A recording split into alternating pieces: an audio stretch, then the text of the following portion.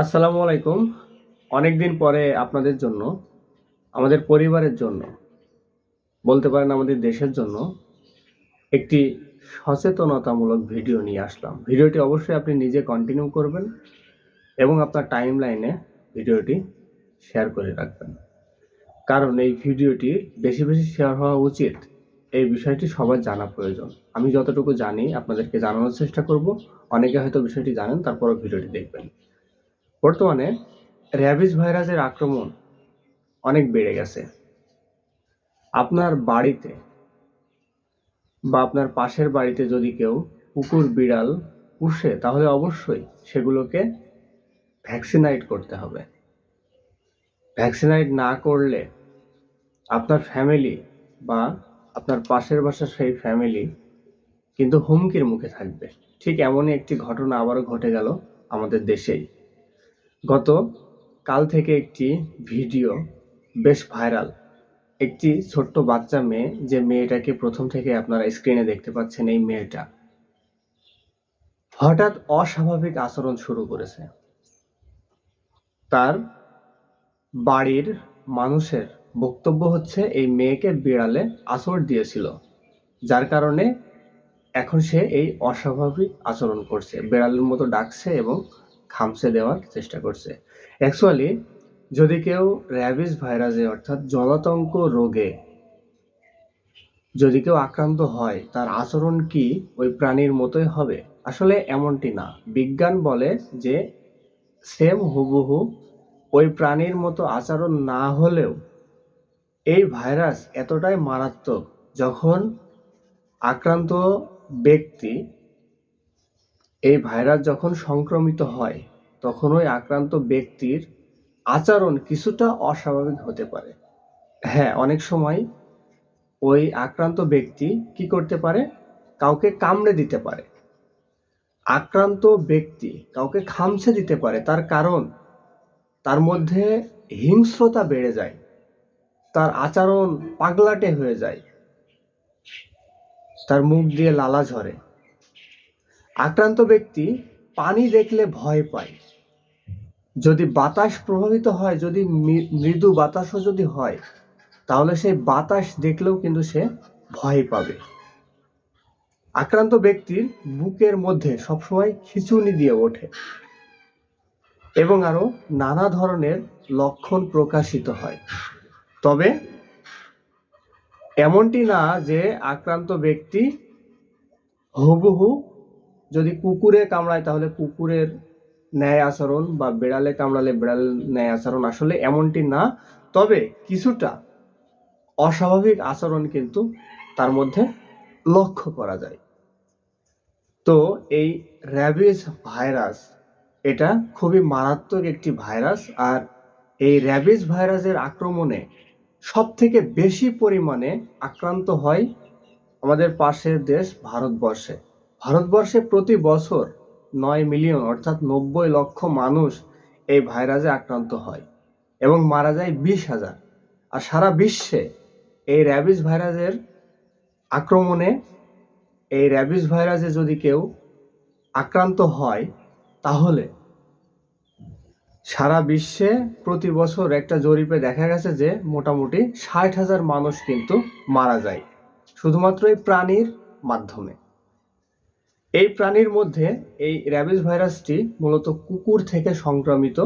এখন মোটামুটি বেশ 5-7টি বা তারও অধিক প্রাণীর মধ্যে এটা দেখা যায়। কুকুর হতে পারে, বিড়াল হতে পারে, শিয়াল হতে পারে, যে মেসো বাঘ সেটা হতে পারে, তারপরে তোমার বেজি হতে পারে, বানর হতে পারে।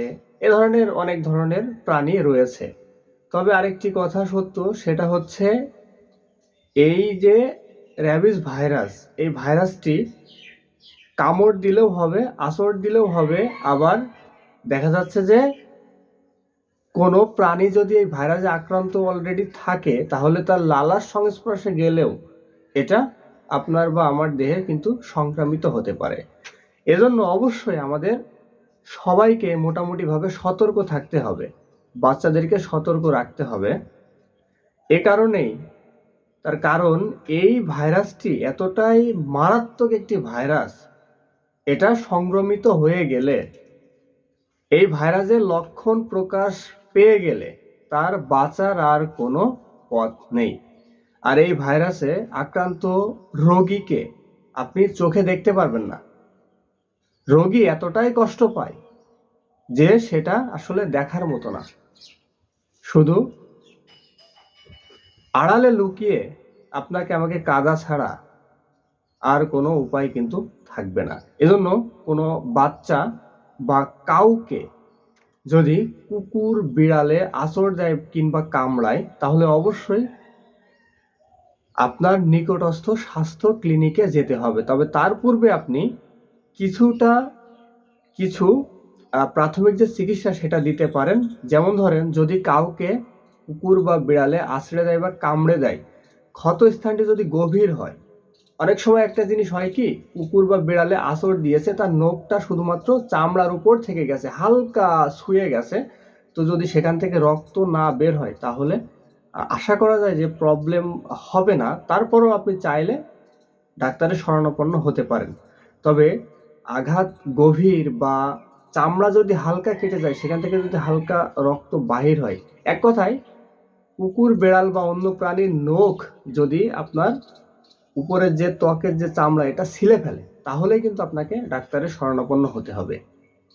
আর অনেক সময় দেখা যায় যে কি, একটা বিড়ালে আঁচড় দিয়েছে, মানে হালকা আপনার চামড়ার উপর দিয়ে একটা দাগ হয়ে গেছে। শীতের সময় যেমন এই যে হাতে যে একটা উস্কো ফুস্কো ভাব থাকে, একটা দাগ, আসলে সেটাতে সমস্যা হবে না। তবে দাগটি যদি গভীর হয়ে যায়, হালকা গভীর, আপনার চামড়াটি যদি কেটে যায়, তাহলেই আপনাকে এই র্যাবিস ভাইরাসের যে টিকা সেটা নিতে হবে।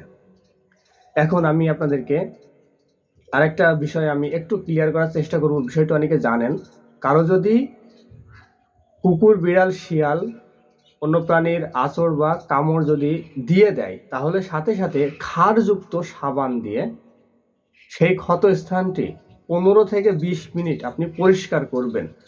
ডাক্তার বা বিজ্ঞান বলছে যে আপনি যদি 15 থেকে 20 মিনিট ক্ষারযুক্ত সাবান দিয়ে ক্ষতস্থানটি ভালো করে পরিষ্কার করেন, তাহলে আপনি 80% সেফ ওই রোগ থেকে, আর বাদ বাকি 20% আপনাকে টিকায় মুক্ত করে দিবে ইনশাআল্লাহ।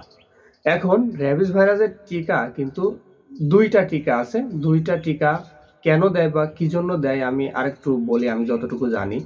প্রথমে কাউকে যদি, মানে মুখমণ্ডল ছাড়া, মস্তিষ্কর আশপাশ ছাড়া যদি কাউকে কুকুর বিড়ালে আঁচড় দেয়, তাহলে শুধুমাত্র র্যাবিস ভাইরাসের যে টিকা সেটা দিলেই ইনশাল্লাহ হয়ে যায়। আর যদি মুখে বা মস্তিষ্কর আশপাশে বা দেখা যাচ্ছে ঘাড়ে কামড় দেয়, তাহলে কিন্তু অনেক সময় 2টা টিকা দিতে হয়। এটা মাথায় রাখবেন। একটা হলো র্যাবিস ভাইরাসের জন্য যে টিকাটি রয়েছে, এই ভাইরাসের অরিজিনাল যে টিকা এটা, আর এটার সাথে দিতে হবে র্যাবিস ইমিউনো গ্লোবুলিন আরআইজি, এই টিকাটি অবশ্যই দিতে হবে।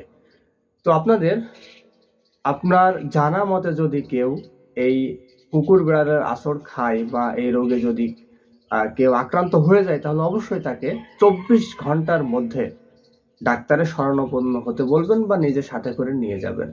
তো সবাই ভালো থাকবেন। ধন্যবাদ।